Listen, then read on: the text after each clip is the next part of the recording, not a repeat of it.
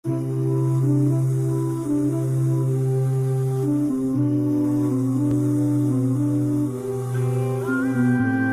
aflaha man zakka. Qad aflaha. Kita ngaji yang betul ya, pakai ilmunya. Man zakka, zakkaha. Ya. Pertama pakai qad. Qad itu kalau di ilmu nahwu namanya harfu tahqiq. Huruf yang menjamin kepastian. Ya, aflah dari kata falah. Ya, falah itu sukses dan bahagia. Kalau Anda buka kamus bahasa Inggris, bahasa Arab, maka falah diterjemahkan success and happiness. Bukan sekedar bahagia, tapi ada suksesnya. Dia ada sukses saja, disebut fauz namanya. Disebutkan derivasinya dalam Al-Quran 29 kali. Ya, ada faiz, ada fauzan, faizah, fauzi, itu sukses. Ya, fauzi, orang yang diharapkan sukses dalam hidupnya. Walaupun belum tentu bahagia. Ada faiz. Kalau bahagia saja, farah namanya. Farah. Orangnya farhan, perempuannya farah. Kalau ada yang namanya farhan, artinya orang yang diharapkan bahagia selama hidupnya. Bahagia, walaupun belum tentu sukses. Nah, Anda pilih mana? Kaya tapi gelisah atau miskin tapi tenang? Miskin tapi tenang. Oke, di antara yang kedua selalu ada alternatif yang ketiga. Kalau bisa kaya dan tenang, sukses dan bahagia, kenapa pilih salah satu dari yang dua tadi?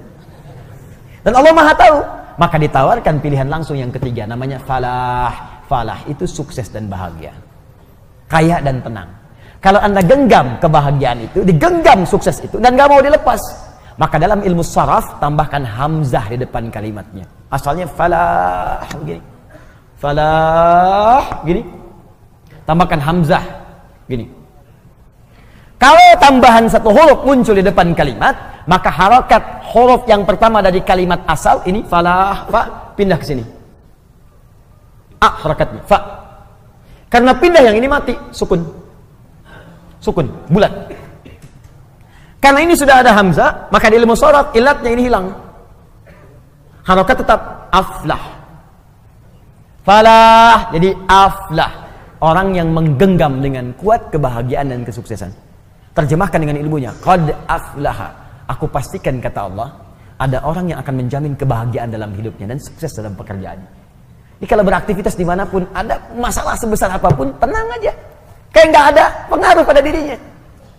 Bukan nggak punya masalah, teman-teman. Punya masalah juga. Cuma masalah itu diberi rumus oleh Allah sehingga menjadi ringan. Bukan nggak berat, bukan nggak ada masalah. Jadi sebelum itu datang, dia sudah tahu ilmunya. Sehingga ketika datang, ringan aja dihadapi, seberat apapun.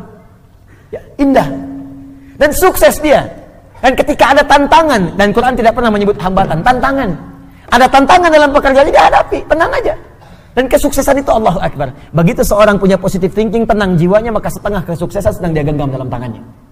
Bergerak, bergerak, bergerak, bergerak, bergerak. Allahu Akbar. Aflah. Siapa orang itu?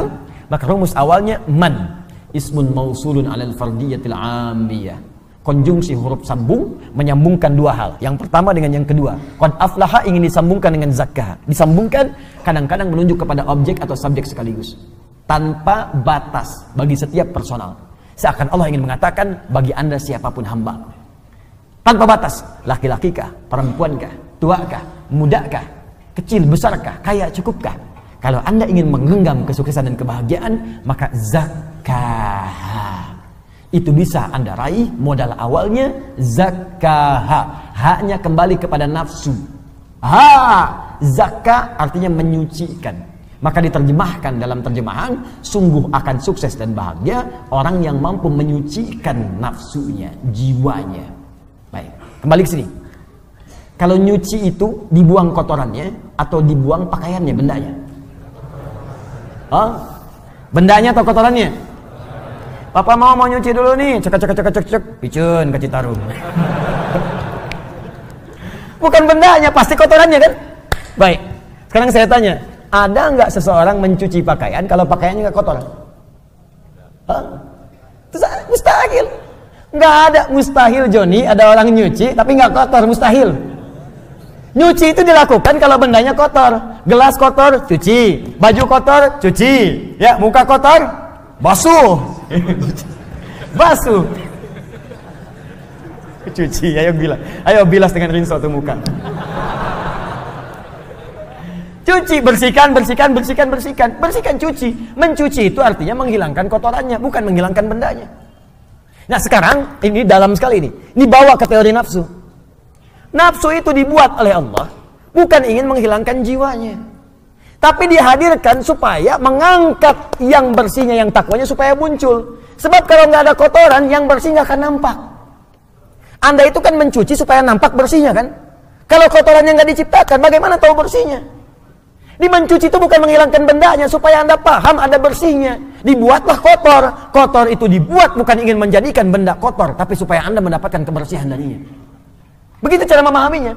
Maka kata Allah, saya ciptakan nafsu ini bukan ingin membuat kalian itu menjadi banyak masalah.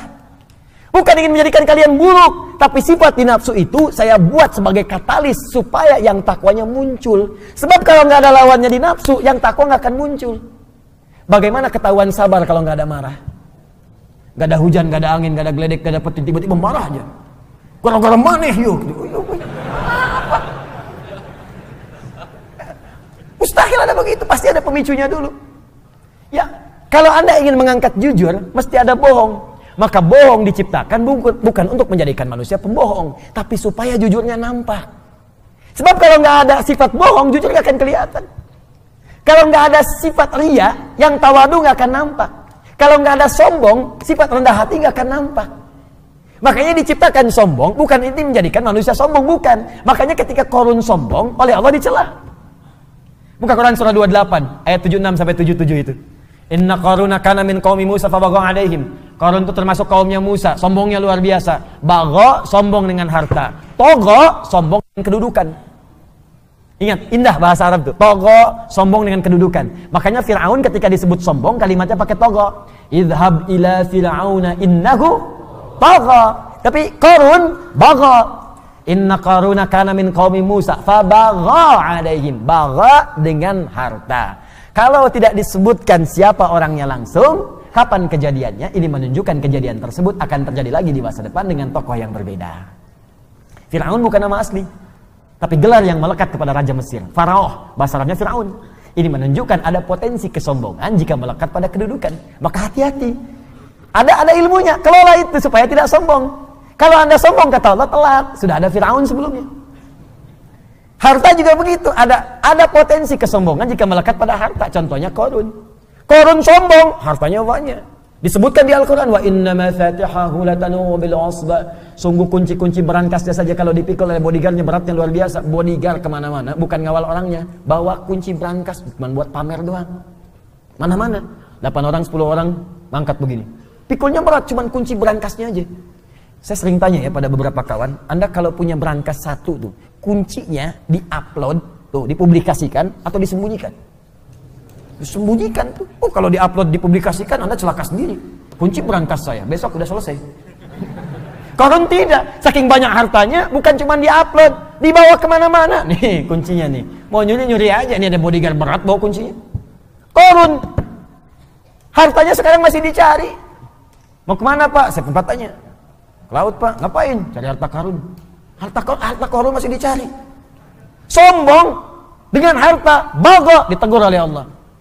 Apa jawaban Allah? Wabtaghi fima ataqallahu daral akhirah wa la tansa nasibaka minad dunya. Hai Qarun, saya titipkan harta ini bukan untuk sombong.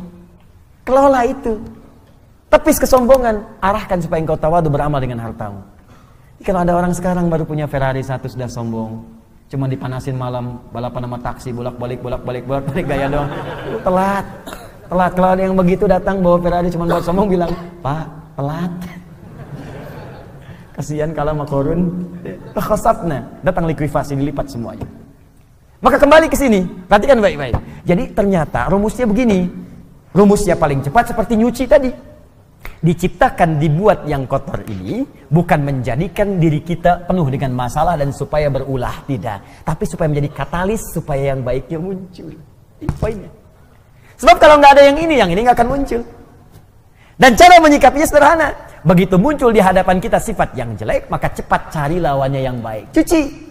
Cuci itu artinya datangkan yang bersihnya, yang kotornya tutup. Jadi kalau ada teman Anda misalnya marah-marah pada Anda, apa lawan marah? Sabar. Maka ketika dia marah, kita sabar. Itu yang dimaksud dalam ayat Al-Quran, idfa' billati hiya ahsan. Jawab setiap keburukan yang sampai ke kita dengan respon yang lebih baik. Cara melihatnya, supaya kita nggak capek, cara melihatnya kembalikan ke sini. Oh, marah dititipkan pada kawan saya sekarang, bukan untuk menjadikan dia pemarah, tapi supaya Allah mengangkat kesabaran pada diri saya.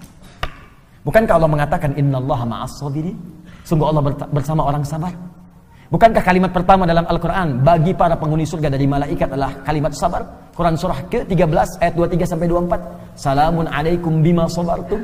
Selamat Anda telah sabar saat di dunia. Namanya sobirin, dicela oleh kawan, marah-marah. Marah diciptakan bukan ingin membuat dia marah, tapi supaya sabar saya terangkat. Mungkin itu cara Allah mengabulkan doa Anda. Bukankah selama ini Anda berdoa kepada Allah, ya Allah jadikan aku dekat denganmu, ya Allah masukkan aku ke surga. Kalimat pembuka surga, sabar. Sabar lawannya marah. Begitu orang marah, sebetulnya Allah ingin menanamkan pahala dan menjawab doa Anda saat sebelumnya Anda meminta. Jadi kalau ibu di rumah bu, suami pulang tiba-tiba marah, berbahagialah ibu. Karena marah diciptakan bukan ingin membuat suami jadi pemarah, tapi supaya mengangkat kesabaran dalam diri ibu. Mungkin dengan sabar itu, kekuatan ibu bertambah untuk menghadapi problematika lebih besar di kemudian hari. Jadi kalau di hari itu ibu belum lulus, bagaimana menghadapi tantangan lebih besar di kemudian hari? Ada masalah di depan yang lebih dahsyat lagi. Perlu kekuatan lebih. Kalau pada yang ini aja Anda gagal tidak bisa melewatinya, bagaimana bisa mengatasi persoalan yang lebih besar di kemudian hari? Itu prinsipnya. Ya begitu ada suami datang marah-marah, Masya Allah, Alhamdulillah, sabar. Kamu senyum lagi, kenapa? Sabar. Alhamdulillah Pak, saya yakin, Mama yakin, Papa itu bukan pemarah. Emang? Iya. Maafkan ya Pak, kalau memang marah itu dari Mama yang salah. Semoga Allah muliakan kita, mengangkat kesabaran.